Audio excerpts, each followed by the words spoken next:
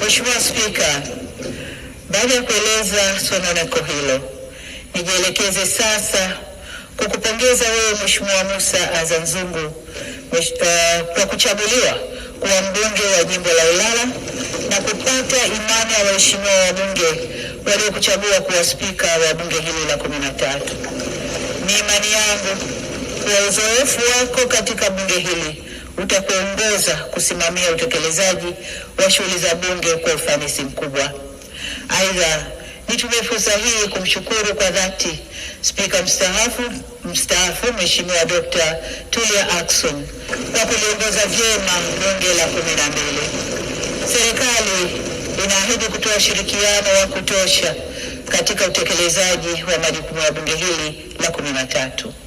Kwa kauli hiyo hiyo, nimpongeze pia Mheshimiwa Daniel Baram Silo kwa kuchaguliwa kuwa naibu spika wa bunge hili. Aidha, nirejee pongezi zangu kwa Mheshimiwa Dr. Mwigulu Nchemba, Waziri Mkuu wa Jamhuri ya Muungano wa Tanzania, ambaye ameapishwa leo asubuhi.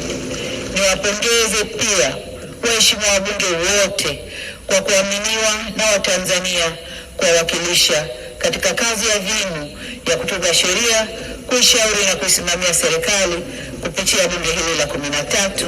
Hongereni sana.